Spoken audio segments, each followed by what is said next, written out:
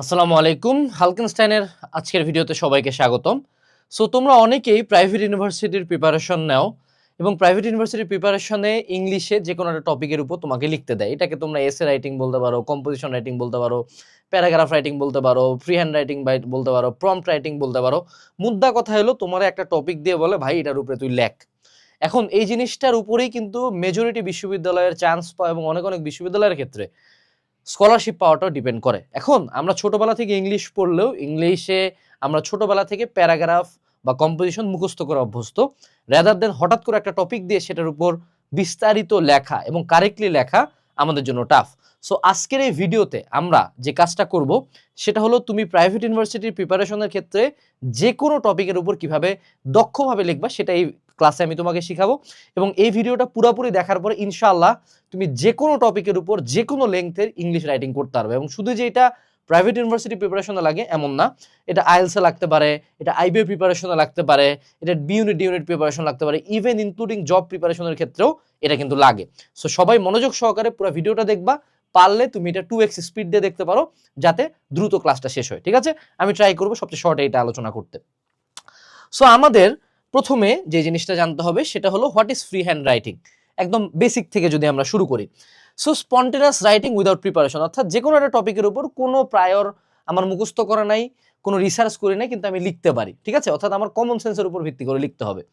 এই জায়গাটাতে আমরা মূল যে ভুলটা করে আমরা ভাবি যে কয়েকটা হয়তো বা মুখস্থ করে যাব, কয়েকটা হয়তো বা পড়ে যাব, যেটা পড়লে কমন পাবো।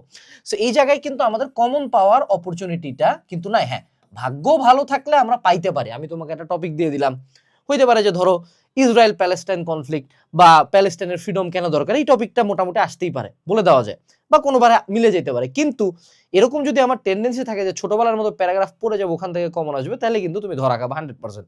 সো কমন পাওয়ার মেন্টালিটি এখান থেকে বাদ দিতে হবে। দ্বিতীয় যেটা, সেটা হলো টেস্ট রিয়েল টাইম থিঙ্কিং, অর্থাৎ ইনস্ট্যান্টলি পরীক্ষার হলে 20 থেকে 30 মিনিট বা 1 ঘন্টা টাইম লাইনে তুমি কিভাবে রিয়েল টাইম থিঙ্কিং করে কোনো টপিকের উপর লিখতে পারো সেটা টেস্ট করে। এবং রাইটিং আন্ডার প্রেশার, এই জায়গায় হলো মেইন ইস্যুটা, যে আমাদেরকে ধরে নাও তোমাকে যদি আমি টাইম দিতাম যে কোনো একটা টপিকের উপর এসে লেখো, যদি আমি 3-4 ঘন্টা টাইম দিতাম, 6 ঘন্টা টাইম দিতাম, তুমি হয়তো বা চুরিমুড়ি করে চ্যাট জিপিটি মাইরা লিখে নিয়ে আসে দিতা। বাট ওখানে ইনস্ট্যান্ট বসে থেকে হাতে লেখাটা কিন্তু একটা প্রেশারাইজ এনভায়রনমেন্টে লেখার দক্ষতাটা কিন্তু যাচাই করে। আর সর্বশেষে required in exam, most admission test and job exam include surprise writing section, অর্থাৎ হঠাৎ করে একটা টপিক দিবে এবং এমন একটা টপিক, ধরো তোমাকে পপুলেশন প্রবলেম দেওয়ার চান্সেস 0, বা ধরো ট্রাফিক জ্যাম দেওয়ার চান্সেস 0। বাট হইতে পারে যে ট্রাফিক জ্যামের কারণে বাংলাদেশের কি কি ক্ষতি হচ্ছে এটা অ্যানালিটিক্যাল এবিলিটি দিয়ে লেখো, সেটা দিতে পারে। অর্থাৎ সেম টপিকই বাট একটু ঘুরায় পেঁচায় তোমার আঙ্গিকে লিখতে দিবে। ঠিক আছে, সো প্রথমত এই জায়গায় যদি তুমি ভালো লিখতে চাও, তোমাকে মনে রাখতে হবে যে ভয় পাইও না। এটা হলো আমার প্রথম সাজেশন। অর্থাৎ তুমি যদি ভাবো যে তোমার আশপাশে এমন ইংলিশের ভাস্কো দা গামা আছে, যে পোলা ইংলিশ মিডিয়াম ইংলিশ ভার্সন থেকে আসছে, হ্যাঁ অত বেশি ভালো পারে না, সো সবার কাছে এটা নতুন, আমরা বাঙালি আমরা আজীবনই মুখস্থ করে বার হয়েছি। ঠিক আছে, সো ভয় পাওয়া যাবে না। আর দ্বিতীয় যে সাজেশনটা, যে এই পুরা ক্লাস করার পরে তুমি যদি ভাবো যে ভাইয়া এই ক্লাস করলাম একদম 100 সব লিখতে পারবো, এমন না। মনে রাখবো যে এইটা যদি আমার ইংলিশে লেখার দক্ষতার একটা কার্ভ হয়, এটা যদি হলো আমাদের এই সাইডে হলো টাইম হয়, এবং এই সাইডে যদি আমাদের হলো কোয়ালিটি হয়, অর্থাৎ আমার রাইটিং কোয়ালিটি সময়ের সাথে সাথে ইনক্রিজ হবে। অর্থাৎ আমি যত বেশি প্যারাগ্রাফ লিখবো পড়বো, তত আমার জন্য আমার রাইটিং এবিলিটিটা ইনক্রিজ করবে সময়ের সাথে। হঠাৎ করে একটা ক্লাস করার পরে আমি যে কোনো টপিকে লিখতে পারবো, এই ধারণাটা করাটা বোকামি। সো ক্লাসের মধ্যে আমরা কি পয়েন্টগুলো শিখবো, কিন্তু তার পরবর্তীতে আমার মূল দায়িত্ব থাকবে প্র্যাকটিস করা। কারণ English itself is a language. তুমি বাংলা ব্যাকরণ পড়ে শিখো নাই, তুমি বলতে বলতে শিখছো। ঠিক আছে, যেমন দেখো আমাদের টার্গেটটা কি, আমরা বেসিক্যালি এই ইংলিশের ফ্রি হ্যান্ড এসে রাইটিংটাকে কোন স্কেলে নিয়ে যাবো জানো? রচনা ভাই, বা সৃজনশীল। ভাই বলো দেখি সত্য কথা, যারা বাংলা মিডিয়ামে আছো, আমাদের মতো বাঙালির মতো রচনা বা সৃজনশীল কোনো শালা লিখতে পারবে? জীবনে লিখতে পারবে না। আমাদের মতো বানানো, মানে পরীক্ষার হলে মনে করো কত কবিতা কবি বানায় ফেলছি, তাই না? সো এই দক্ষতাটা এইটা যেমন তুমি অ্যাপ্রোচ করো যে ভাই বাংলা তুই আমার যে টপিক দে না কেন, রচনা আমি লিখতে পারবো না, ঠিক এরকম একটা মেন্টালিটি রাখতে হবে।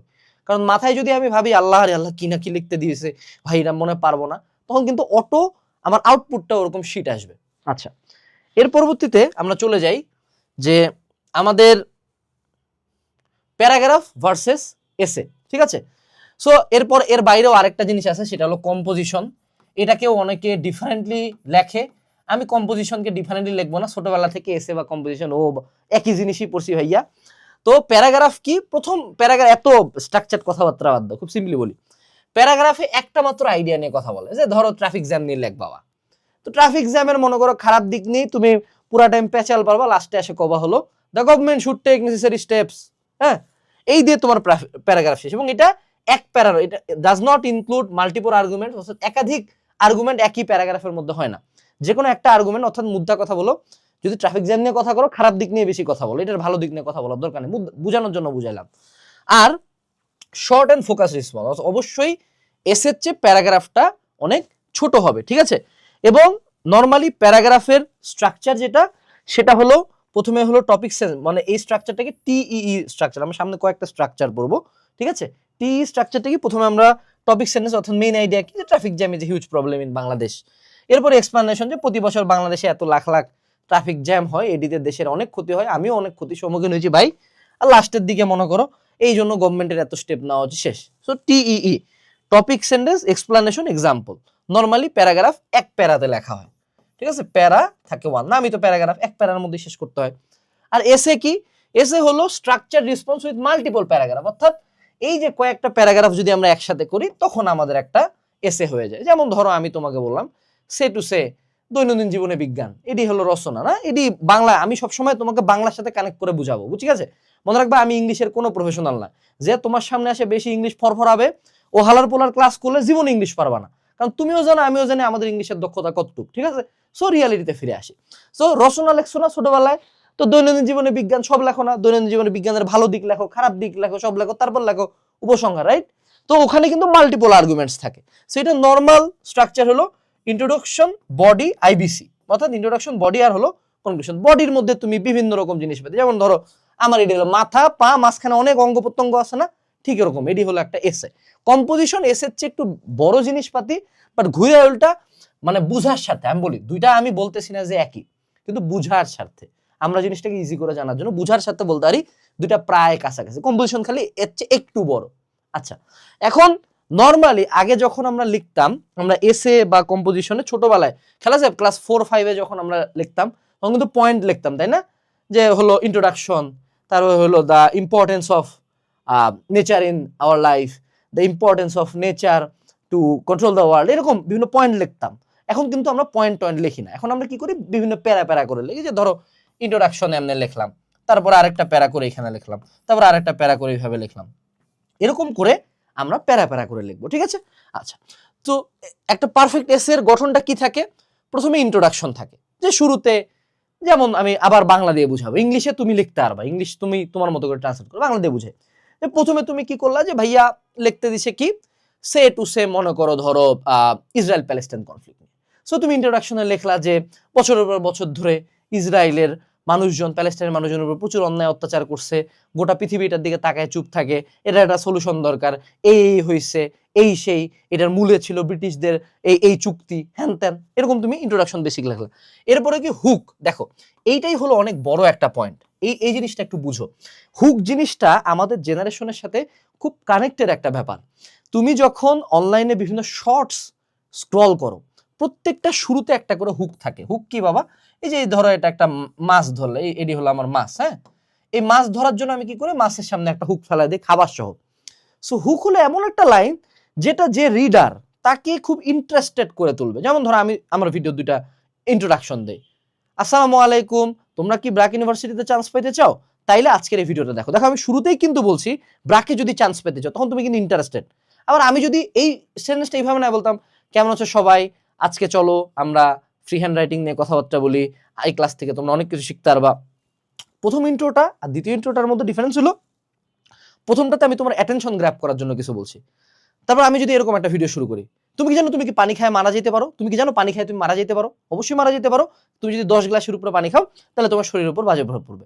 তো প্রথমে এমন একটা আর্গুমেন্ট দিছি যেটা শুনে তোমার মনে হয় পানি খায় মরবো, মানে কি, হ্যাঁ পানিতে ডুবে গেলে মরে যাবো না। এরকম বিষয়টা, যে তোমাকে শুরুতে একটা হুক রাখতে হবে যেটা তোমার first sentence that গ্র্যাবস the attention. So say to সে তোমাকে আমি লিখতে বললাম এআই নিয়ে, ঠিক আছে। সো এআই নিয়ে তুমি শুরুতে এমন একটা হুক দিলা যে currently there R 20,000 AI models running in the world and it is destined to replace around 3 million jobs within the next 3 years. So তুমি শুরুতে এমন একটা ইনফরমেশন দিলে যেটা তো পড়তে ইচ্ছুক হবে। এই হুক নিয়ে তোমরা আরো ঘাটাঘাটি করতে পারো, but hook is really important. এরপরে কি ব্যাকগ্রাউন্ড, তারপরে ধরো ব্রিফ এক্সপ্লানেশন যে দাও, তারপর তুমি বললা যে 2016 সালে একজন বিজ্ঞানীর নিউরাল ইঞ্জিনিয়ারিং এর উপর একটা পেপার থেকেই আমাদের এআই এর উৎপত্তি হয়েছে, হ্যান ত্যান। প্রথমে তুমি হিস্ট্রি টানলা, তারপর তুমি চ্যাট জিপিটি বা ওপেন এআই নিয়ে লেখলা, স্যাম অল্টম্যান নিয়ে লেখলা, দেন পারপ্লেক্সিটি নিয়ে লেখলা, দেন জেমিনাই নিয়ে লেখলা। এরকম করে তুমি এসেটা তোমার গ্র্যাজুয়ালি আসবে, ঠিক আছে? এর পরবর্তীতে থিসিস স্টেটমেন্ট, মানে কি ভাই? ওরা বাপ রে বাপ, এডি শুইনা মনে হচ্ছে ভাইয়া থিসিস করিবার নাগিবে, মুখে ডক্টরেট ডিগ্রি দিবার নাগিবে নাকি ভাই? না, এলা কিছু না ভাইয়া। Your main argument or position in one sentence. এটার মানেটা কি? সেটা হলো যে তুমি যে কোনো কিছু লিখতে গেলে আমাদের অবশ্যই একটা পক্ষ থাকতে হয়, বা আমার একটা লজিক থাকতে হয়। যেমন say to say I can say global warming doesn't exist. হ্যাঁ, এখন এইটার উপরে তোমাকে আমি লিখতে বলছি, so you can agree with that, you can disagree with that.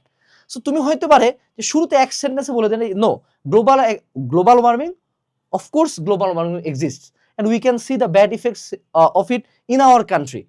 So দেন তুমি এখানে কিন্তু শুরুতে একটা থিসিস সেন্টেন্স দিলা কি, যে তুমি এটার পক্ষে বিপক্ষে একটা পক্ষ নিয়ে একটা সেন্টেন্স দিয়ে দিলা, দেন তুমি ওটা সাপোর্টে 14 ভরি লেখালেখি করবা, ঠিক আছে? এরপরে আসো বডি প্যারাগ্রাফ কি। এখানে এই জায়গায় দেখো, আমরা কি ছোটবেলায় যে দৈনন্দিন জীবনে বিজ্ঞান লিখতাম না, এটি তো মানে বুঝাই বলি বাংলা দিয়ে। হ্যাঁ, তুমি যখন দৈনন্দিন জীবনে বিজ্ঞান লিখতা, তখন কি লিখতা যে আমাদের শিক্ষার্থীদের জীবনে বিজ্ঞান, আমাদের সামাজিক জীবনে বিজ্ঞান, জাতীয় জীবনে বিজ্ঞান, তারপরে হলো গিয়া আমাদের মানুষের চিকিৎসা বিজ্ঞান, তারপরে হলো কৃষিতে বিজ্ঞান। তুমি হেতে করে একটা করে পয়েন্ট লিখতা, তারপর ওটির ভিতরে তুমি লিখতা যে কি বিজ্ঞান কেমনে কৃষি কাজকে প্রভাব করতেছে, এডুকেশনে কিভাবে বিজ্ঞান কাজে লাগতেছে। সো ওরকম তুমি প্রতিটা পয়েন্টে একটা করে মেইন পয়েন্ট রাখবা, দেন ওটার মধ্যে পেঁচাল পারবা, মুদ্রা কথা এটাই। আরেকটা কি, বিভিন্ন জায়গায় তুমি এভিডেন্স বা এক্সাম্পল দিবা। এটার মানেটা কি, এভিডেন্স বা এক্সাম্পল দেওয়া? এটা খুব সোজা জিনিস, এভিডেন্স এক্সাম্পল দেওয়া। মানে ধরো সে টু সে আমি তোমাকে দৈনন্দিন জীবনে বিজ্ঞান লিখতে বলছি, তুমি চিকিৎসা বিজ্ঞানের কথা লিখতেছো, চিকিৎসা বিজ্ঞানে অনেক ইম্পর্টেন্ট, বাট ইম্পর্টেন্ট তো তুমিও জানো আমিও জানি। তো কথাটাকে আরেকটু ভার দিয়ে কিভাবে যায়, যে যেমন ধরো তুমি এভিডেন্স দিলা যে দেয়ার আর currently around 400+ antibiotics invented by doctors and the scientists which cure almost 1.2 million patients every day. So the antibiotics, without the antibiotics there would be crores of people dying every single day. So এই জায়গায় দেখো তুমি একটা example দিছো, অ্যান্টিবায়োটিকের example দিছো, ঠিক আছে? সো তখন তুমি যে পয়েন্টটা বললা ওটার সাপোর্টে তুমি একটা এক্সাম্পল বা এভিডেন্স দিলা। মুদ্রা কথা একটা গল্পটাই না ধরবা যে ভাইয়া হ্যাঁ ট্রাফিক জ্যামের কারণে দেখেন বাংলাদেশে প্রতিদিন এত লক্ষ টাকার প্রোডাক্ট নষ্ট হয়, বা এতজন মানুষ মারা যায়, বা এত পরিমাণ ধরো যে প্রতি বছর নিয়ার অ্যাবাউট 450 ঘন্টা করে ওয়েস্ট হয় এভরি সিঙ্গেল ডে, বলতে পারো তুমি। এরপরে লাস্টে কি, লজিক্যাল ফ্লো। দেখো যখন আমরা একটা টপিকের উপর লিখবো, হ্যাঁ, এখন ধরো তুমি আমি আবারও দৈনন্দিন জীবনে বিজ্ঞান দেব বুঝাবো, কারণ এই রচনাটা এই ছোটবেলায় অনেক বেশি পড়ছি। হ্যাঁ, তো ধরো দৈনন্দিন জীবনে বিজ্ঞান, তুমি প্রথমে একটা ইন্ট্রো দিলা। তো প্রথমে তুমি যখন লেখা শুরু করছো, তুমি কিন্তু প্রথমে বিজ্ঞানের উপকারিতা কয়েকটা লেখলা, দেন অপকারিতা কয়েকটা লেখলা। সো তুমি এখন যদি এমন হয় যে দৈনন্দিন জীবনে বিজ্ঞান লেখা শুরু করছো, প্রথমে তুমি বললা যে চিকিৎসা বিজ্ঞান কিভাবে আমাদের হেল্প করছে, শিক্ষাতে বিজ্ঞান কেমনে হেল্প করছে। এরপরে মনে করো হঠাৎ করে তুমি নিয়ে আসলা যে হ্যাঁ কেমনে তোমার ডুম স্ক্রলিং তোমার লাইফ ধ্বংস করে দিচ্ছে, তবে তুমি আবার লেখলা পরিবেশে কিভাবে বিজ্ঞান হেল্প করতেছে, দেন তুমি আবার নিয়ে আসলা যে না কিভাবে বিজ্ঞান আমাদের পরিবেশ দূষণ করতেছে। সো এই জায়গাটাতে কিন্তু আমার ফ্লোটা ঠিক থাকলো না, যে আমি একবার ভালো বললাম তার সাথে সাথে আবার খারাপ বলছি, আবার ভালো বললাম আবার খারাপ বলতেছি না। যখন ভালো আমার বিজ্ঞানের ভালো দিকগুলো লিখলাম, দেন আমি একটা না বিজ্ঞানের 2-4টা খারাপ দিক লিখলাম, দেন আমি কনক্লুশন টানলাম। অর্থাৎ আমার যে ফ্লোটা আছে এটা খুব স্মুথলি কানেক্ট হইতে হবে, যে বুঝতে পারবে যে আমি কোন দিকে আসলে নিয়ে যাচ্ছি জিনিসটাকে। এরপরে আসো, সেটা হলো আমাদের কনক্লুশন। মানে ভাইয়া এটা ছোটবেলায় লিখতেই পারি, ওই সামারি যেমন লেখছো না, পুরা জিনিস জুড়ে যা পেঁচাল লেখছো, the government should take necessary step, এই টাইপের কথাবার্তা অ্যাভয়েড করবো। আমি জাস্ট বোঝানোর জন্য বুঝাচ্ছি। হ্যাঁ, কনক্লুশনে জাস্ট ছোট করে লিখে দিতে হবে পুরা জিনিস জুড়ে, যেটা বললাম যে আমি বিজ্ঞান খুব ইম্পর্টেন্ট, বিজ্ঞানের ভালো ভালো দিক আছে এগুলা জায়গায়, কিন্তু বিজ্ঞানের খারাপ খারাপ দিক আছে, এটাই ultimately it depends on the users how you use science for your betterment or for your harm. শেষ।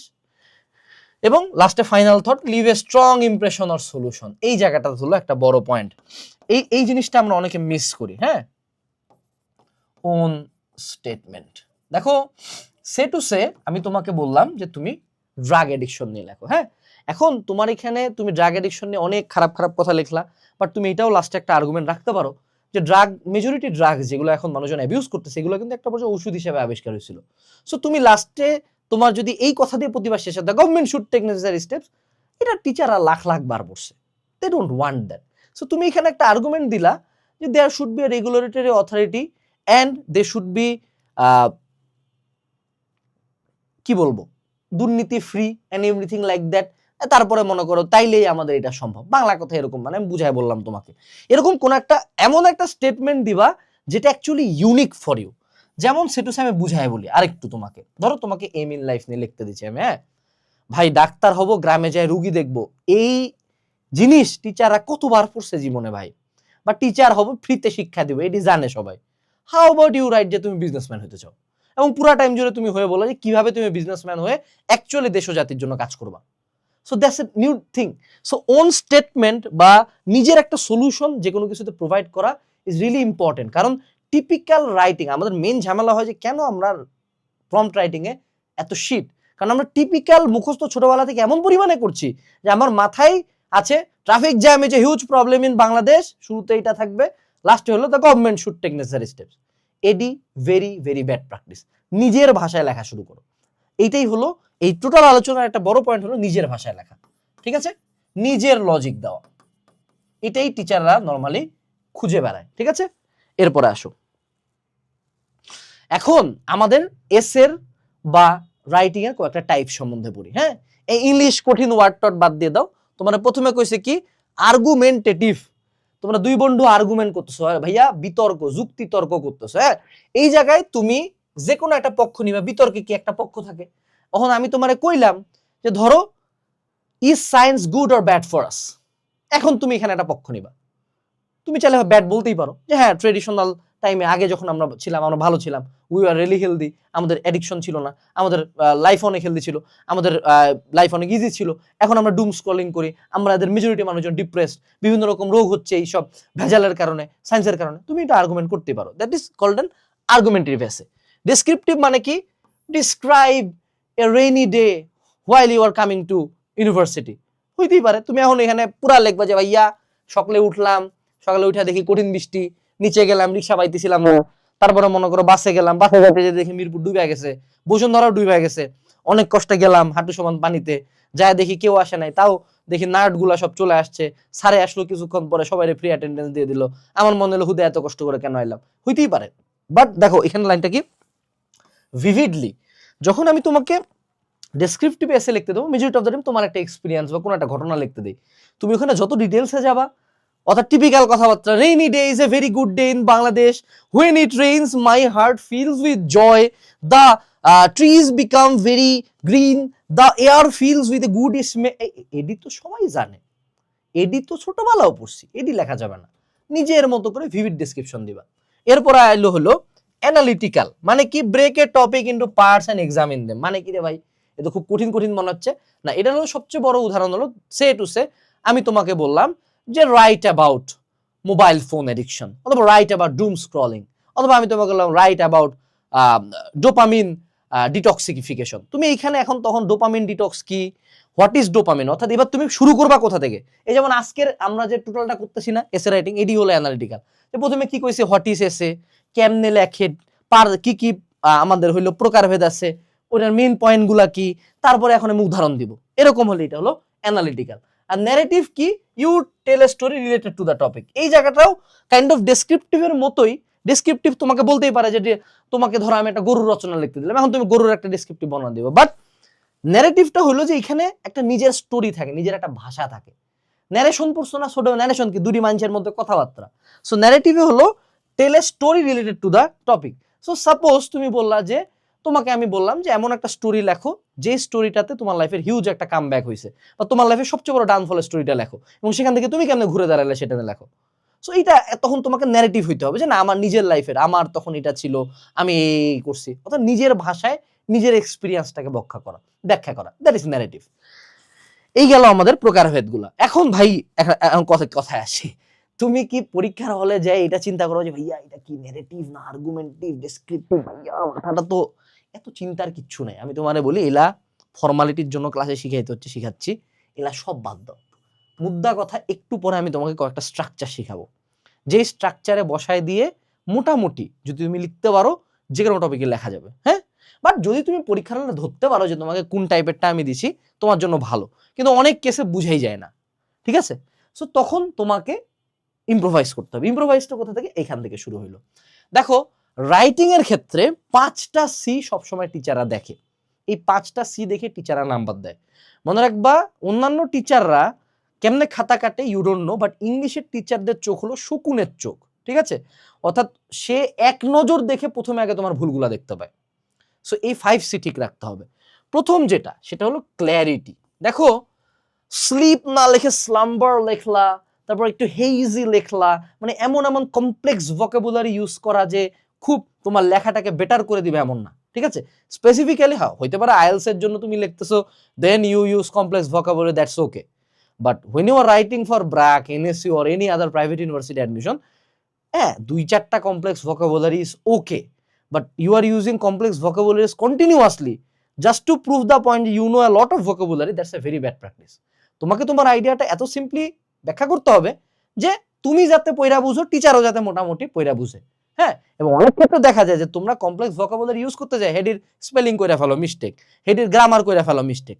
তো আমাকে মোটামুটি ক্ল্যারিটি রাখতে হবে যে মোটামুটি সিম্পল ল্যাঙ্গুয়েজে লিখছি। 2 হইলো কোহারেন্স। কোহারেন্স মানে কি ভাইয়া? যে সামঞ্জস্য থাকা, হ্যাঁ, সমতা, সুন্দর একটা ফ্লো থাকা, কোহারেন্স। হ্যাঁ, তো কোহারেন্সটা কি? যে ধরো the sentences and paragraphs connect logically. ওই যে শুরুতে আমি কইছিলাম যে ধরো তুমি ট্রাফিক, ধরো তুমি দৈনন্দিন জীবনের বিজ্ঞান নিয়ে লেখলা, প্রথমে তুমি চিকিৎসা বিজ্ঞানে ভালো কইলা, তারপর কইলা চিকিৎসা বিজ্ঞানে অ্যান্টিবায়োটিক রেজিস্ট্যান্স কেমনে মানুষ মাইরা ফেলাইতেছে, তাই তো আমার হইলো না, পরপর 2টা সেন্টেন্সের মধ্যে কোহারেন্স থাকলো না। বাট হ্যাঁ, চিকিৎসা বিজ্ঞান, পরিবেশ বিজ্ঞান সব জায়গায় ভালো কইলাম, তারপর লাস্টের একটা প্যারা রাখলাম যে এটি কেন খারাপ। কনসিস্টেন্সি মানে কি? এই যে দেখো, ধরো আমি একটা টপিক লিখতেছি, আমি আমার আঙ্গিকে একটা রেইনি ডে এর উপর লিখতেছি, যে আমার রেইনি ডে নিয়ে একটা কথা লিখতে হবে। এখানে আমি আমার পয়েন্ট অফ ভিউ থেকে লিখতেছি। So I went there, I did that, I saw that, I এটা, এবং আমি একটা পাস্টের ঘটনা লিখতেছি। এখন ওই জায়গার কোন একটা লাইন যদি হয়, I am seeing that the sky is very clear and Bashundhara is under the water, হ্যাঁ, এই যদি আমার অবস্থা হয় যে প্রথমে পাস্ট লিখতে লিখতে হঠাৎ করে প্রেজেন্টে চলে গেছি, 100% ভুল। সো আমি যেই টেন্সে লিখতেছি সেই টেন্সটা বজায় রাখবো। আমার যে টোন, এখন হঠাৎ করে আমি খুব গুড টোনে লিখতেছি একটা টপিকের উপর, হঠাৎ করে অ্যাগ্রেসিভ হয়ে গেলাম, ফাক দিস শিট, তাহলে আবার ঝামেলা এখানে। এর পরবর্তীতে পয়েন্ট অফ ভিউ, যে আমি কার পয়েন্ট অফ ভিউতে লিখতেছি, নিজের পয়েন্ট অফ ভিউ থেকে, নাকি একটা নিরপেক্ষ পক্ষের পয়েন্ট অফ ভিউ থেকে, নাকি আমি আর্গুমেন্টের জন্য একটা পক্ষ নিয়ে ফেলছি অলরেডি। এরপরে কনসাইসনেস, এই যে এই জায়গাটাতেও অনেকে ভুল করো।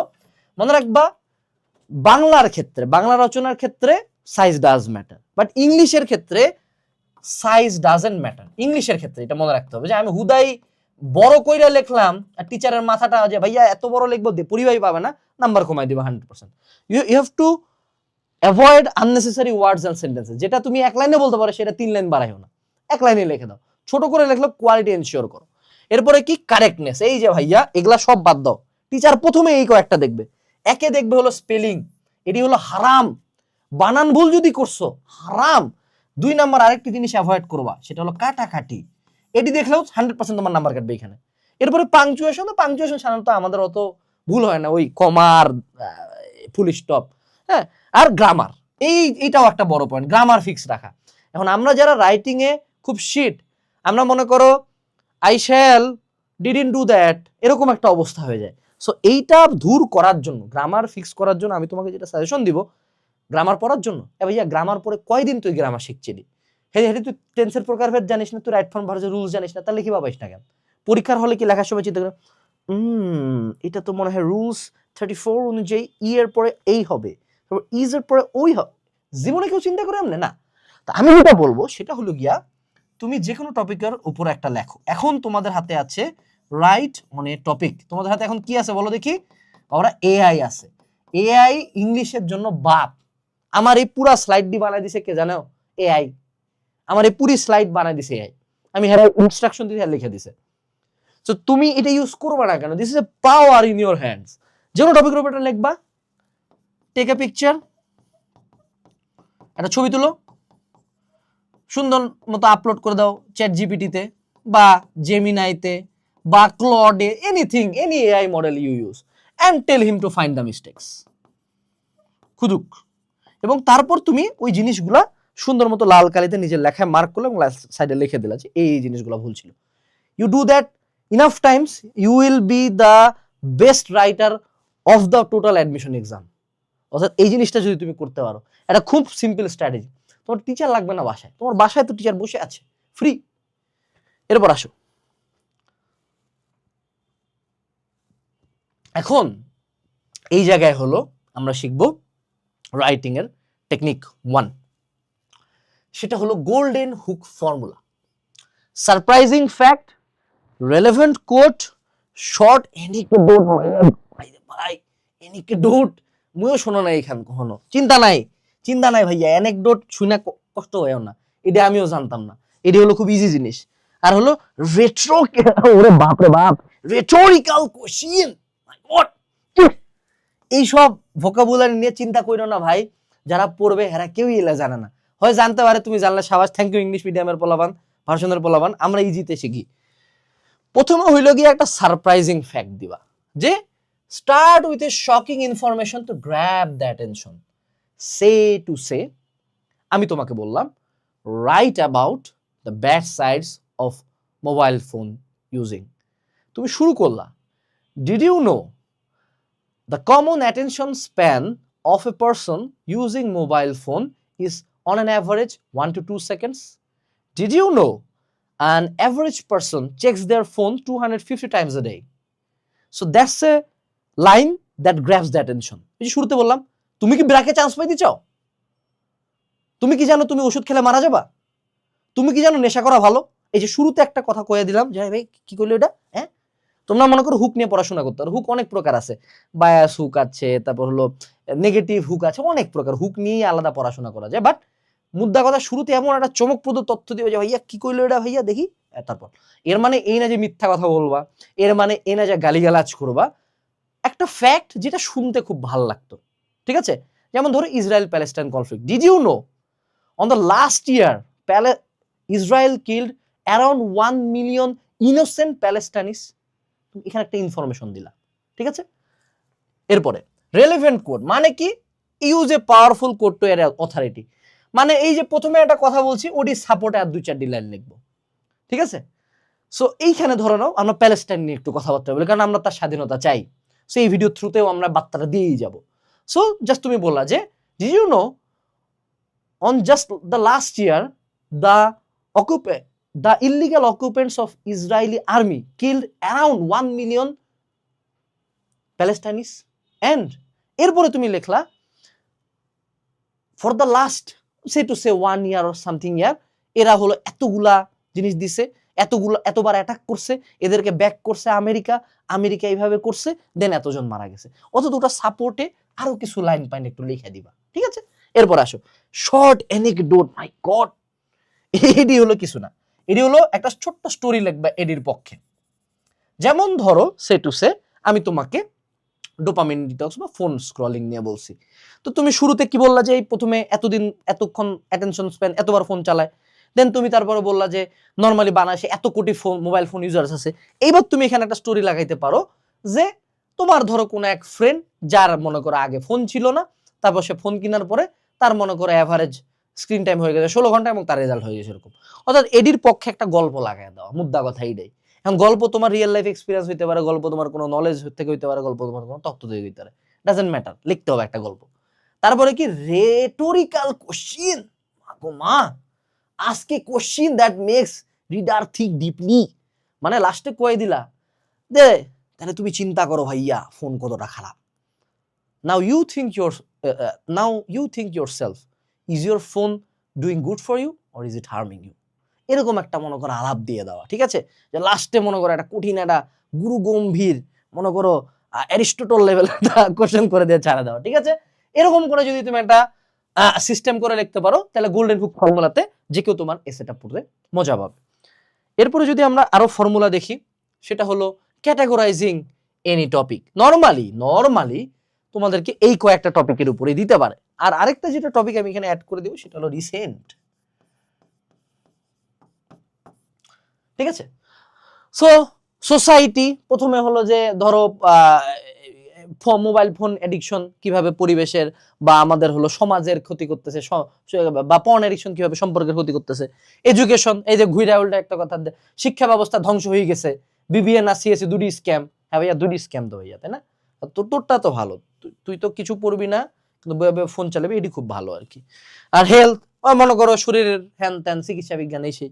এনভায়রনমেন্ট, গ্রিন হাউস গ্যাস, পরিবেশ দূষণ। আর technology, majority of the time recent টাইমসে টেকনোলজি থেকে ফোকাস বেশি থাকে, ঠিক আছে? আগে এগুলা থেকে বেশি আসতো। এখন রিসেন্ট কি বললাম, ওই যে রিসেন্ট জিকে পড়ছো না, সাম্প্রতিক ওডি। ধরো তোমাকে বললাম যে right about your own experience about giving vote in the last election of Bangladesh, এটি নিয়ে তোমার লিখতে হয়েছে। তারপর তুমি কইলে যে write a descriptive story about the July uprising of 2024, বুঝতে পারে। তোমরা মনে করো রিসেন্ট টপিকস এর উপর লিখতে দিলাম। এটা কিন্তু কোয়াইট কমন একটা প্র্যাকটিস যে রিসেন্ট একটা টপিকের উপর লিখতে দেওয়া। সো এগুলো হলো টাইপ।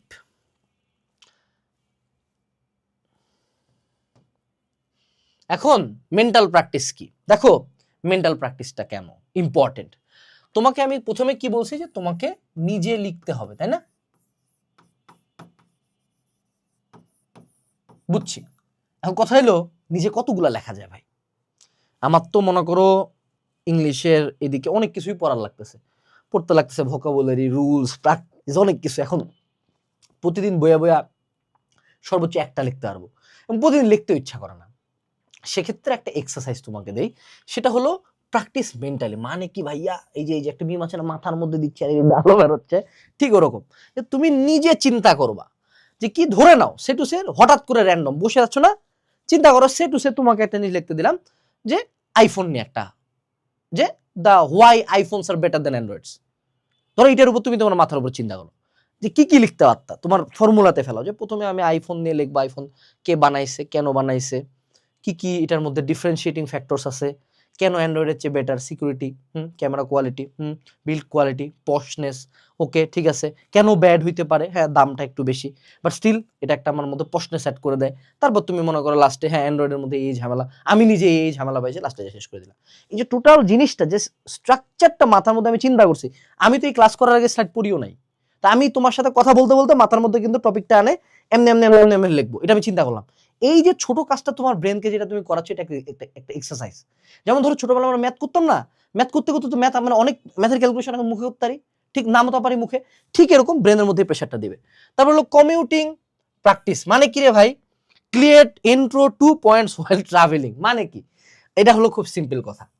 সিম্পল ব্যাপারটা হলো যে দেখো বাংলাদেশে বিশেষ করে যারা ঢাকায় আছো, আমার শোনার ছেলেরা, তোমরা জ্যামে প্রতিদিন 2-4 ঘন্টা করে বইয়া থাকো না? সো জ্যামের মধ্যে মনে করো বইয়া আছো, হাতে মনে করো একটা হলো ঝালমুড়ি আল্লাহ যাইতেছে, তখন তুমি ঝালমুড়ি আল্লাহর উপরে লিখলে কি লিখতে, যে হ্যাঁ ঝালমুড়ি আল্লাহরা খুবই হার্ড ওয়ার্কিং, বাট এদের হাইজিনের সমস্যা আছে, স্টিল এদেরটা খায় মজা লাগে, কিন্তু খাওয়ার ক্ষেত্রে আমাকে হাইজিন দেখতে হবে। আবার এরা এটা করে, এদের একটা ব্যাপার ভালো যে এরা মনে করো এই বয়সেও দায়িত্ব নিচ্ছে। আমি একটা ছোট পোলারে চিনি, হ্যাঁ ঝালমুড়ি বেচতো, এরকম বিভিন্ন রকম কথাবার্তা। স্টিল আধুনিক যুগে ঝালমুড়ি বেচে মনে করো আমার কর্পোরেটের 25,000 টাকা আছে, মেলা বেশি কামাইতেছে। এরকম যে মাথার মধ্যে চিন্তাটা করলাম যে কোনো একটা টপিকের উপর কি কি আমি লিখতে পারি, কেমনে আমি ফ্লোটা সাজাবো, এই ছোট্ট এক্সারসাইজ গুলো ব্রেনকে রেডি করে দেয়। তাইলে মনে করে দেখো পরীক্ষার হলে তো ভাইয়া বসে টিই মডেল, আইবিসি মডেল, এত মডেল মাথার মধ্যে আসবে না, মাথা কাক করে ক্যাচ করো, ক্লিক করলো, আচ্ছা ঠিক আছে এমনি এমনি লিখবো। এটা ব্রেনের মধ্যে এক্সারসাইজ চালাইতে হবে। এরপরে কি, বিফোর স্লিপ, যে কোনো এখানকার মধ্যে প্রতিটাই যে প্রতিদিন শুধু ইংলিশ নিয়ে চিন্তা করবো, এইটা কই নাই। যখন ফাঁকা বসো, বইয়া আছে মনে হলো, বইয়া কি করতেছি, স্ক্রল করতেছি, ভালো লাগতেছে না, এই চিন্তা করি। ঘুমানোর আগে যে কোনো একটা টপিকের উপর চিন্তা করো, চিন্তা করে আচ্ছা ঠিক আছে আমি ধরো সিসিটিভি, এনে একটা সিসিটিভি লাগানো আছে, হ্যাঁ so write about CCTV. So সিসিটিভির ক্ষেত্রে তুমি এখন চিন্তা করতে, সিসিটিভি কি, সিসিটিভির ফুল ফর্ম কি, মূলত মানুষজন কি জন্য লাগায়, কিভাবে এটা কাজ করে, এটার ভালো দিক কি কি। হ্যাঁ তুমি খারাপ দিক লেখলা যে এটার মনে করো পিকচার কোয়ালিটি খুব শিট হয়, আমার ফোনের ক্যামেরা হচ্ছে ভালো হয়, হ্যান ত্যান, তুমি লেখলা এটার উপর। মানে দেখো আমি যখন তোমাকে যে এসেগুলো নিয়ে বলতেছি, আমি কিন্তু নিজেও আমার একটা এসেও কিন্তু ভালো হয় নাই, কিন্তু দেখো আমার মধ্যে কি আছে, কনফিডেন্স আছে যে ভাইয়া সিসিটিভি নিয়ে তো আমার বাপও জীবনও কিছু পড়ে নাই।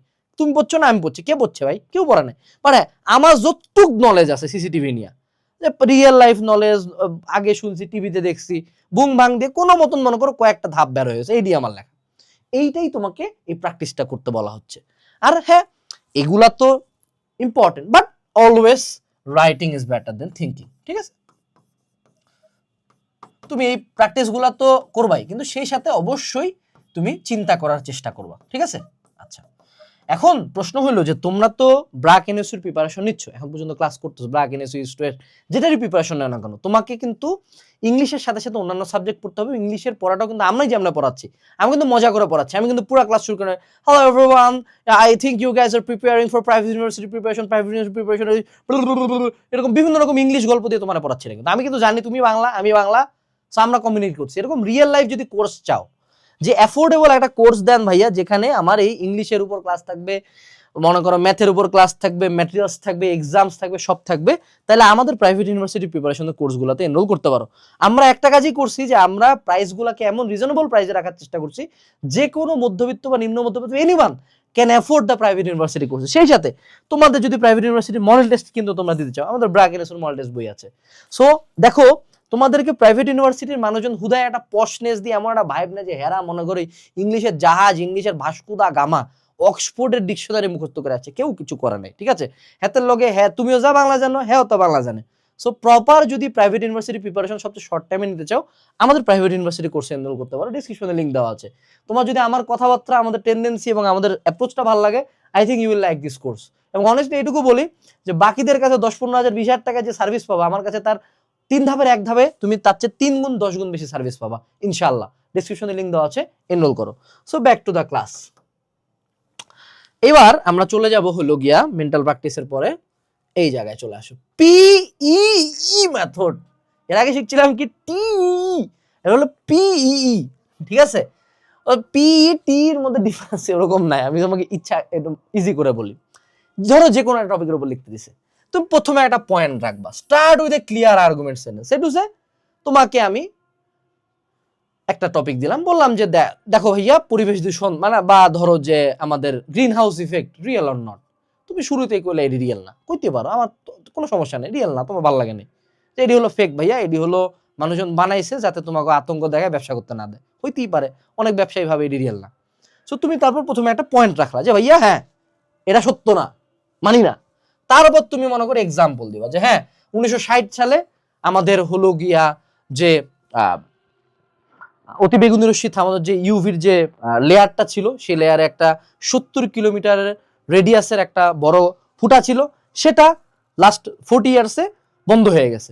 তার মানে কি এটা হুদাই হয়েছিল, এখন আমরা মনে করো যতটুক চেঞ্জ আছে ততটুকুই না, তার মানে গ্রিন হাউস ওরকম কাজ করতেছে না। তুমি একটা এক্সাম্পল দিলা, দেন তুমি এক্সপ্লেন করলা যে কেন এটি তুমি রিয়েল ভাবো না। দেখো আমি কিন্তু টোটাল একটা ফেক কথার পক্ষেও কিন্তু যুক্তি দিচ্ছি, জানো তুমিও জানো আমিও জানি গ্রিন হাউস গ্যাস রিয়েল না, বাট স্টিল এটার পক্ষেও কিন্তু যুক্তি দেওয়া যে এক্সপ্লেন। এবার তুমি এক্সপ্লেন করবা যে হ্যাঁ আমাদের পৃথিবী কত বিলিয়ন বছর ধরে আছে, বিলিয়ন বছরের মধ্যে ভলকানো ইরাপশন হয়েছে, এটা মনে করো আল্লাহ একটা ওই যে কি উল্কাপিণ্ড পাঠায় দিয়ে ডাইনোসর ধ্বংস করে, যে তখন তো পৃথিবীর কিছু হলো না, ওখান আমি 2টি গাছ কাটতেছি, আমার কোনো সমস্যা হবে? এটা মূলত হলো একটা প্রপাগান্ডা, এটার মাধ্যমে বিভিন্ন পরিবেশবাদীরা টাকা পয়সা মারার চেষ্টা করে। আমাদের মনে করো তেল দিয়ে দুনিয়া চলতেছে, হুদাই তেল নিয়ে চিন্তা করে, তেল এখনো আগামী 1 বিলিয়ন বছর চালানোর মতো আছে।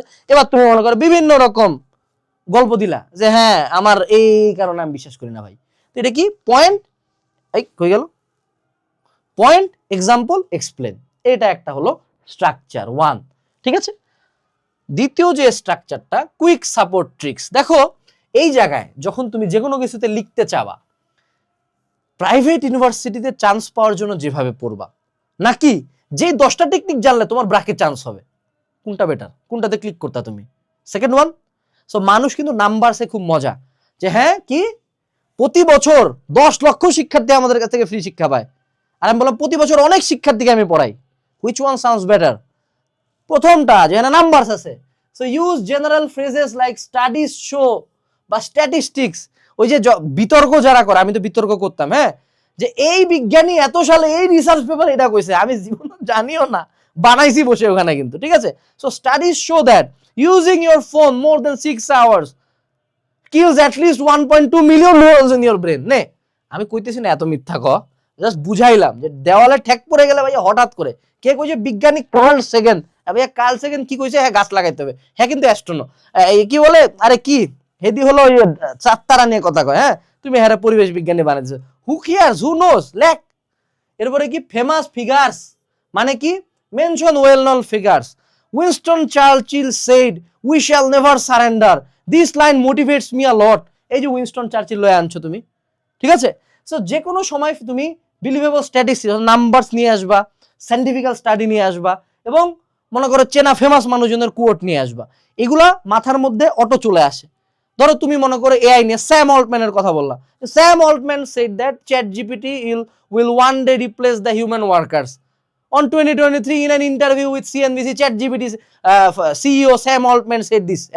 এই যে কথা হয়ে গেল যে ভাইয়া কি না কি, স্যাম অল্টম্যান কইছে কি কইছে, ওরে বাপ রে বাপ, মনে করো এটা একটু ভারী হয়ে যায়।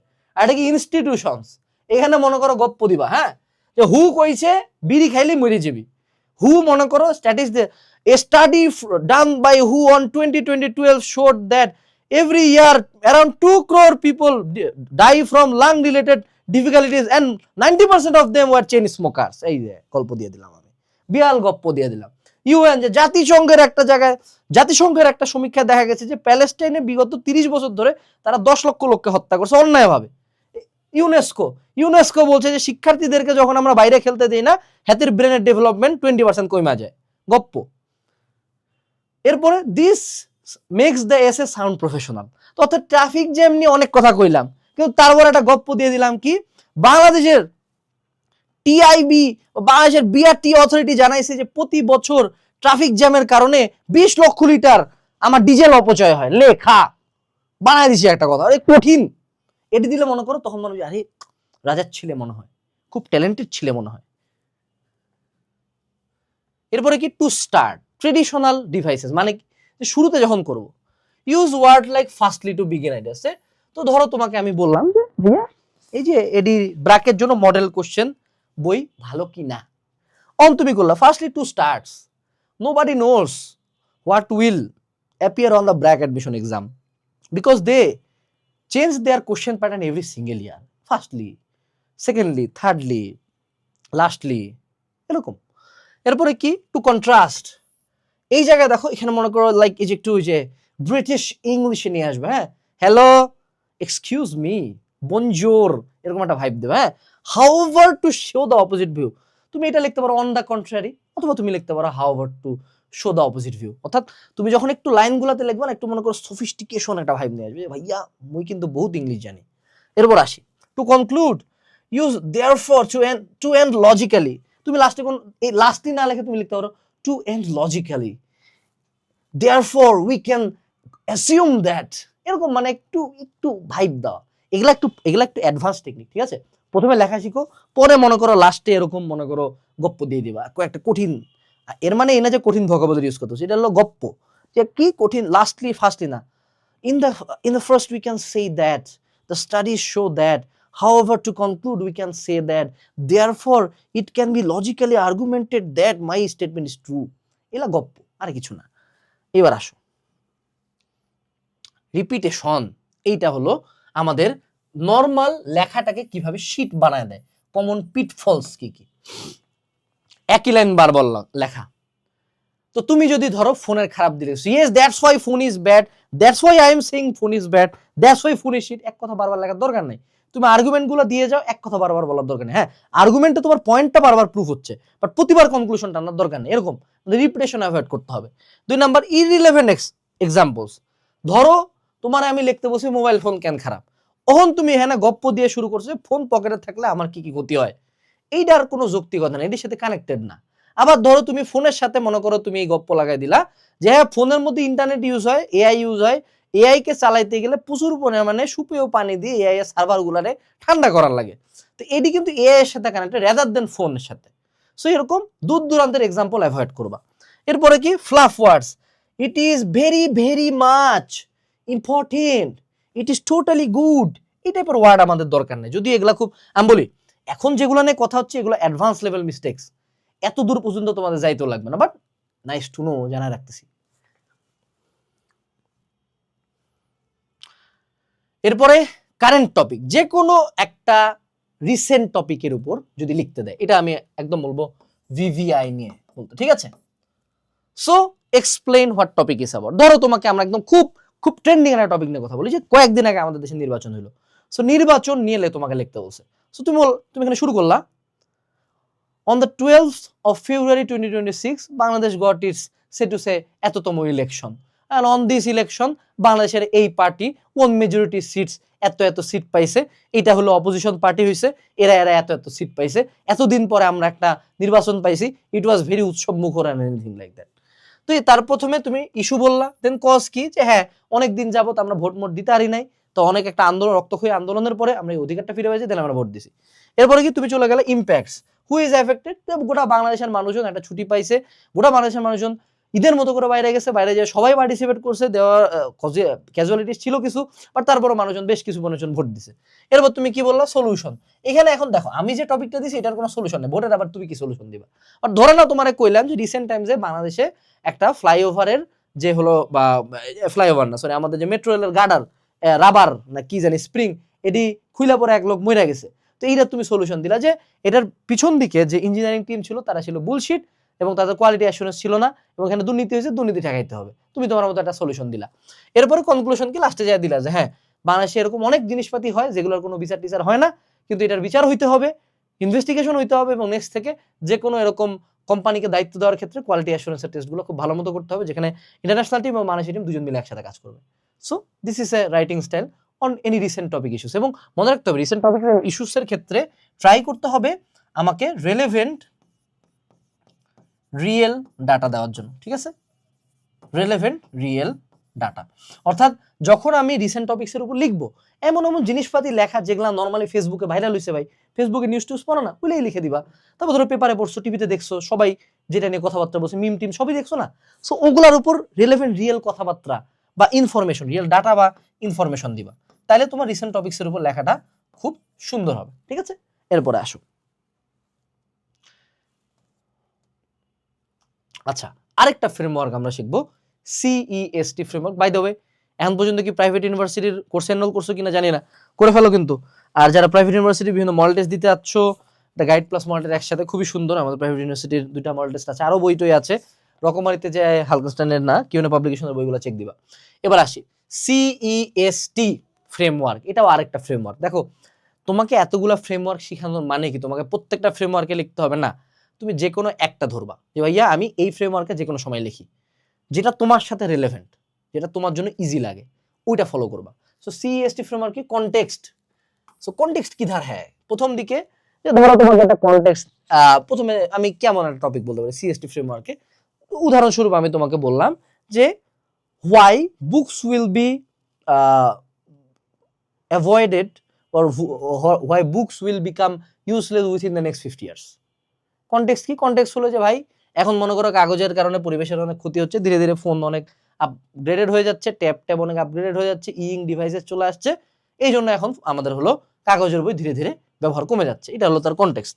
ইফেক্টস কি, পজিটিভ আর নেগেটিভ ইম্প্যাক্টস, যে হ্যাঁ এখন যে আমাদের বই যে ধীরে ধীরে ইউজলেস হয়ে যাবে, এটা পজিটিভ ইম্প্যাক্ট আমি সাপোর্টে লিখতে পারি, যে হ্যাঁ পজিটিভ ইম্প্যাক্ট হলো যে আমাদের কাগজ বাঁচবে, আমরা কম গাছ কাটবো, পরিবেশের দূষণ কম হবে। নেগেটিভ ইম্প্যাক্ট কি, আমাদের আবারও স্ক্রিন টাইম বাড়বে, স্ক্রিন টাইমের কারণে আমাদের ডোপামিন অনেক বেশি নিঃসরণ হবে, আমরা আরো বেশি ডুম স্ক্রলিং করবো, এবং আমরাও জানি ডিভাইসের মধ্যে পড়াশোনা কম হয়।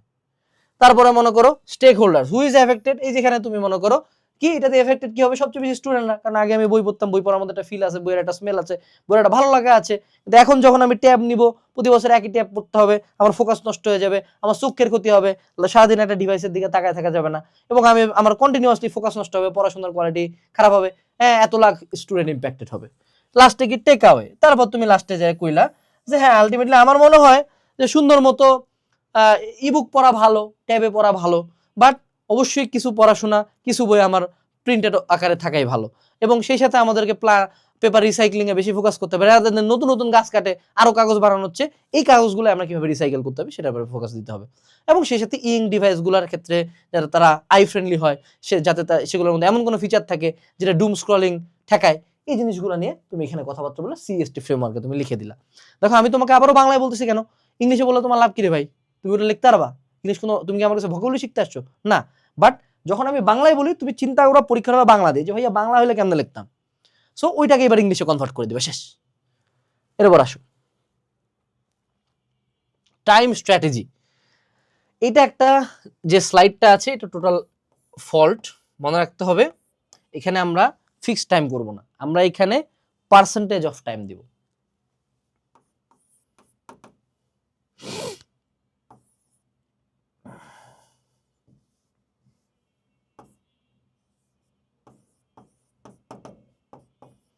আচ্ছা, প্রথমত যখনই তোমাকে কোনো একটা টপিকের উপর লিখতে দিব, তুমি প্রথম 10% টাইম ধরে নাও তোমাকে 15 মিনিট সময় দিছে একটা টপিকের উপর লিখতে, তুমি প্রথম 1.5 মিনিটে একটা সিঙ্গেল লাইন লিখবা না। এই যে আমরা বিভিন্ন ফ্রেমওয়ার্ক শিখলাম, বিভিন্ন টেকনিক শিখাইলাম, বিভিন্ন ইনফরমেশন যে আমার মাথা থেকে বের করতেছি, এগুলো মাথার মধ্যে সুন্দর মতো গোছাবো আগে। আচ্ছা, প্রথমে এটা লিখবো, তারপর এটা লিখবো, এই ডাটা দিব, তারপর এটা লিখবো, তারপর এটা। এই প্ল্যানিংটা খুব ইম্পর্টেন্ট। এখানে তুমি 10% টাইম দাও। এরপরে রাইটিং, এখানে আমি 80% টাইম দেবো, পাগলা কুত্তার মতো লিখবো। দেন লাস্টের 10% টাইমে আমি কি সুন্দর মতো দেখবো কোনো স্পেলিং মিস্টেক হয়েছে কিনা, কোনো ইনফরমেশন আমি বাদ দিছি কিনা, কোনো কাটাকাটি হয়েছে কিনা, কোনো গ্রামাটিক্যাল মিস্টেক আছে কিনা, সেগুলো আমরা ফিক্স করে ফেলবো। মেজরিটি অফ দ্য টাইম ভর্তি পরীক্ষার ক্ষেত্রে তুমি এই 10% এডিটিং টাইমটা পাবা না। সো সেক্ষেত্রে you can take more time here. 10%-এর জায়গায় তুমি এখানে 20% নিতে পারো, জাস্ট টু মেক শিওর যে তোমাকে পরবর্তীতে কাটাকাটি করতে যাতে না হয়। কারণ পরবর্তীতে কাটাকাটি বা ভুল খুঁজে পাইলে মেজরিটি অফ দ্য টাইম ঠিক করতে যায় যে কাটাকাটিটা করবো, ওটার জন্য আরো বেশি নাম্বার যাবে। ঠিক আছে, এরপরে আসি আমরা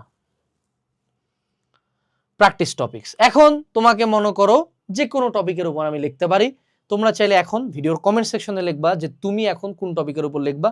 যেমন তুমি প্লাস্টিক পলিউশন নিয়ে লিখতে পারো, এআই নিয়ে লিখতে পারো, ইউথ আনএমপ্লয়েড নিয়ে লিখতে পারো, সোশ্যাল মিডিয়ার গুড সাইড ব্যাড সাইড নিয়ে লিখতে পারো। তুমি এখন কোন টপিকটার উপর লিখবা সেই টপিকটা কমেন্ট সেকশনে লেখো। এরপরে তুমি একটা এসে লেখার পরে আমাদের যে হালকেনস্টাইন ফ্যামিলি গ্রুপে আছে ওখানে ছবি আপলোড করতে পারো। চাইলে আমাদের টিচাররা সেখানে কমেন্ট করবে, তোমার ফ্রেন্ডরা সেখানে কমেন্ট করবে। বাট মনে রাখতে হবে এইসব কমেন্ট সুন্দর মতো ধুয়ে পানি খেতে আরো সুন্দর মতো আপলোড করে এআই দিয়ে বলো ভাইয়া কেমন হয়েছে, 10-এর মধ্যে পয়েন্টিং কর, ভুল ধরে দে, হ্যাঁ মনে করো ভুল টুল ধরে দিবে, তারপর তুমি এটা ফিক্স করবা। সো প্র্যাকটিস টপিক, প্রচুর প্র্যাকটিস লেখালেখি করতে হবে। এখন আমরা আসি ফাইনাল মোটিভেশন। মনে রাখতে হবে যে আমাদের রাইটিং কখনো এই যে তোমার যে এত গপ্প দিলাম না, এই গপ্প তুমি মনে করো 5 মিনিট পরে সব খায় ফেলবা। তুমি মনে করো ধরো আমার এখানে তুমি প্রাইভেট ইউনিভার্সিটির কোর্সে ভর্তি হয়েছে, হ্যাঁ, কোর্সে মনে করো আমার টিচার শুধু এসে রাইটিং এর উপর আরো 5টা ক্লাস দিবে, অর্থাৎ আমি তোমার মনে করো 15-20 মিনিটে শেষ করে দিয়েছি, হ্যাঁ মনে করো এক একটা এসে রাইটিং এর উপর 1.5 ঘন্টা করে 5টা ক্লাস নিছে, কোনো কামে দিবে না ভাই। মনে রাখবা এসে রাইটিং বা ফ্রি হ্যান্ড রাইটিং বা যে কোনো রাইটিং এর উপর ক্লাস করার কোনো মানে হয় না। English it is only improve through practice. মনে রাখতে হবে প্রথম যে কয়টা এসে তুমি লিখবা প্রত্যেকটা বুলশিট হবে। আমার প্রথম ইউটিউব ভিডিও, এই চ্যানেলটার ভিডিও দেখতেছো না, এই চ্যানেলের ওল্ডেস্ট ভিডিওতে যায় আমার প্রথম ভিডিওটার আমার ফেশিয়াল এক্সপ্রেশন দেখো, আমার কথাবার্তা দেখো, দেখবো যে বুলশিট। বাট এখন দেখো, এখন আমি কত কনফিডেন্ট, এখন আমি কত জলি, তাই না, কত সুইফটি। সো এই জিনিসটা মনে রাখতে হবে যে তোমার প্রথম রাইটিংটা ব্যাড হবে। Every champion was once a beginner, the journey of 1000 mile starts with one step. So প্রথমটা খুব শিট হবে, but at some point you will be so good at writing যে টিচাররা বলবে যে ভাই আমার এটা লিখে দে। এবং ইন ফিউচারে যারা হায়ার স্টাডিজ করতে যাবা তোমাদেরকে এসওপি লিখতে হবে, তখন কিন্তু ভাই চ্যাট জিপিটি মারতে পারবা না, তখন কিন্তু নিজের ভাষায় লিখতে হবে প্রপার গ্রামার দিয়ে। তো সাবধান। এরপরে আসো কনসিস্টেন্সি বিল্ডস মাস্টার। এই যে আমি তোমাকে একটা সিম্পল কার্ভ দিলাম যে এরকম করে বাড়বে, এখন ধরে নাও তার মানে কি এই যে ভাইয়া প্রতিদিন এখন একটা করে লিখবে, এত এনার্জি কারো নাই। আমি যদি তোমার জায়গায় থাকি, আমরা রিয়েলিস্টিক সাজেশন দিই, হ্যাঁ রিয়েলিস্টিক, আমি যদি তোমার জায়গায় যাইতাম তাহলে রিয়েলিস্টিক সাজেশন হইলো ভাইয়া আমি উইকলি অ্যাটলিস্ট 2 থেকে 3টা লিখতাম, আর আমি ডেইলি হ্যাঁ 1 টপিক নিয়ে চিন্তা করতাম, থিঙ্কিং। ওই যে তোমাকে থিঙ্কিং এর বিভিন্ন এক্সারসাইজ দিলাম না, ওরকম মনে ডেইলি একটা টপিক নিয়ে এই যে এরকম করে চিন্তা করতাম কি লেখা যায় এটা নিয়ে। ঠিক আছে, এমন হতে পারে যে ভাই ইন্টারঅ্যাক্টিভ ফ্ল্যাট প্যানেল নিয়ে লেখো, তো তখন তুমি এখানে গপ্প দিলা কি যে হ্যাঁ এটি বাংলাদেশে অনেক চলতেছে, এখন ধীরে ধীরে ডিজিটাল বোর্ড সবকিছু নিয়ে যাচ্ছে। আমাদের মনে করো হোয়াইট বোর্ড মার্কার, আগে ছিল চক আর হলো চক আর ব্ল্যাক বোর্ড, তারপরে ছিল হোয়াইট বোর্ড মার্কার, অন হয়ে গেছে ডিজিটাল বোর্ড, ধীরে ধীরে রিপ্লেস করছে। এটা গুড সাইড আছে, এটা ব্যাড সাইড আছে, এটা অনেক কস্টলি কিন্তু আমার ভালো লাগে, এই যে বিভিন্ন গপ্প দিয়ে দিলা। এখন আর্গুমেন্টিভ এসে আমরা এখন বেশ কয়েকটা উদাহরণ দেখব যে আর্গুমেন্টিভ এসে কি। উদাহরণগুলো আমরা দেখবো, এলে আমরা কোনোটাই পড়বো না, জাস্ট তোমাদেরকে দেখাবো। ঠিক আছে, কারণ ক্লাস লম্বা করে লাভ নেই।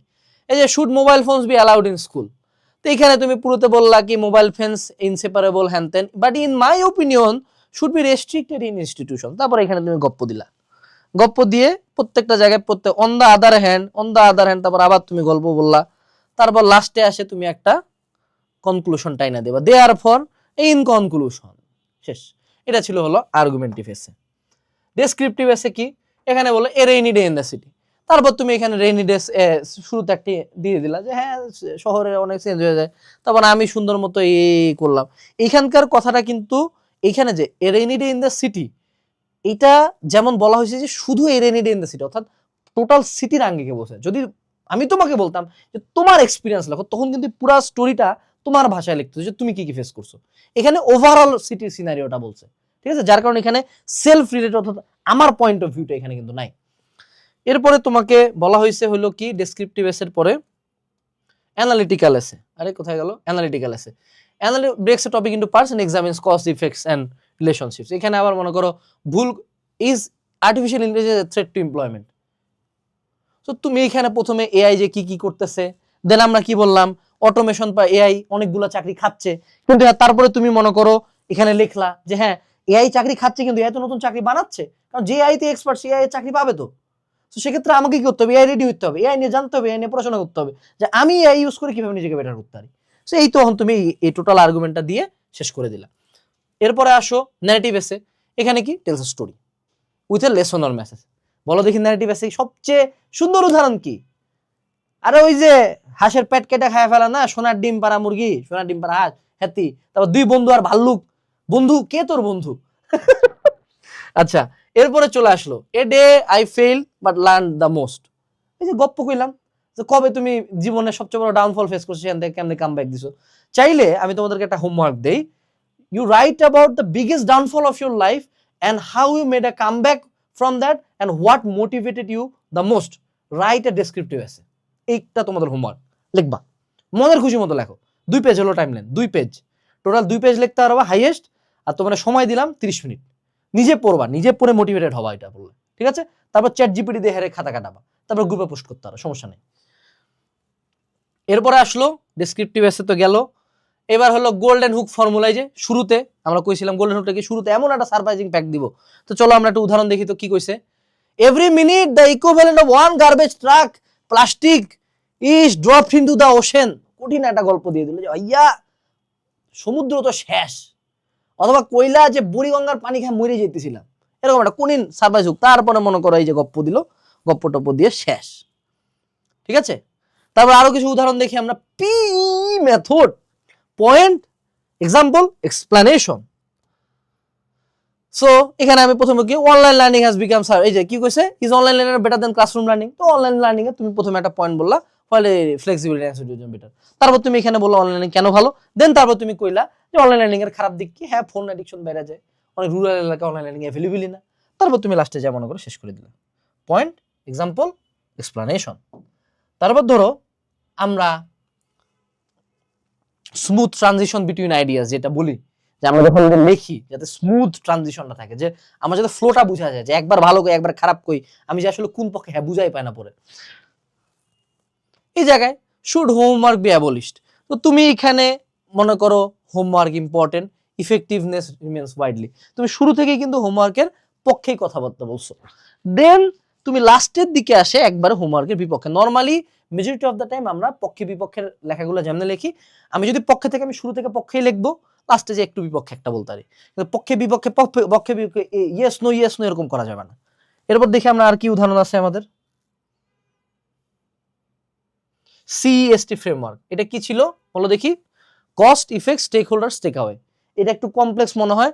কস্ট কি, সরি কনটেক্সট, প্রথমে হলো কি গপ্পটা কইতে আইছে, কি কাহিনী, ইফেক্টস কি, এডিতে কি কি ক্ষতি হয়, কার কার ক্ষতি হয়, লাস্টে আমি এটা সলিউশন দিলাম। এডি তো সিএসটি কি গপ্পটা কইতে আইছে, ইফেক্টস কি কি কি ক্ষতি বা ভালো দিক, তারপরে স্টেক হোল্ডার্স কার ক্ষতি হয় ভালো হয়, লাস্টে হইলো গিয়া টেক অ্যাওয়ে কি, এডি সলিউশন কি, বা এটি কেমনে বেটার করা যায়। তো এখানে দেখো আমাদের কি কি দিছে, is artificial intelligence threat or employment. তো তখন তুমি এখানে গপ্প দিলে যে এআই মনে করে এই কাজ করছে।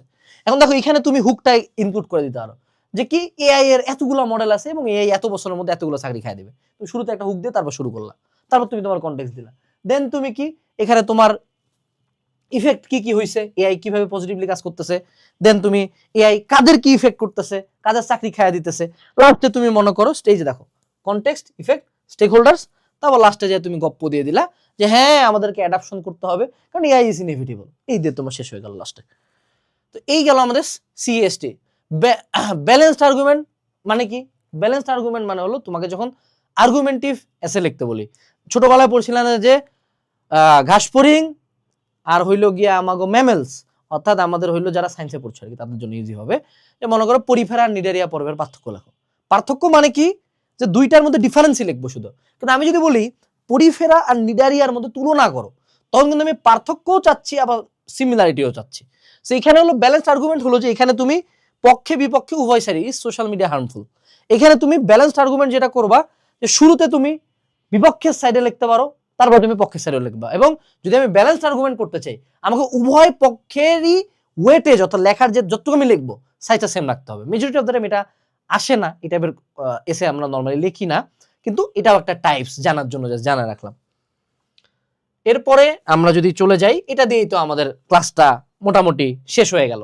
সো এই ক্লাস করে কি শিখতে পারলাম? এই ক্লাস করে আমি যেটা শিখতে পারলাম বা তোমরা যেটা শিখতে পারছো সেটা হলো মুদ্রা কথা English writing is about Bangla রচনা যেমন লেখো ওরকম করে লিখতে হবে, বাট প্রপার গ্রামার দিয়ে প্রপার স্পেলিং দিয়ে এবং প্রচুর গপ্প দিতে হবে, প্রচুর হুক দিতে হবে, বিভিন্ন তথ্য দিতে হবে এবং যে কোনো একটা ফ্রেমওয়ার্ক চুজ করে ওটার উপর বারবার লিখে সেগুলাকে জাজ করে সেগুলো কাটাকাটি করে বেটার লিখতে হবে। এবং ভালো রেজাল্ট করার জন্য, চান্স পাওয়ার জন্য প্রাইভেট ইউনিভার্সিটিতে হালকেনস্টাইনের প্রাইভেট ইউনিভার্সিটি প্রিপারেশন কোর্সে এনরোল করতে হবে, আমাদের ফেসবুক পেজে লাইক দিতে হবে এবং আমাদের এই বইগুলো অর্ডার দিয়ে দিতে হবে। আশা করি ক্লাসটা তোমাদের ভালো লাগছে। ক্লাসের মধ্যে ভুল ভ্রান্তি থাকলে আই ডোন্ট কেয়ার, কারণ আমি ইংলিশ অত ভালো পারি না। আসসালামু আলাইকুম, টাটা।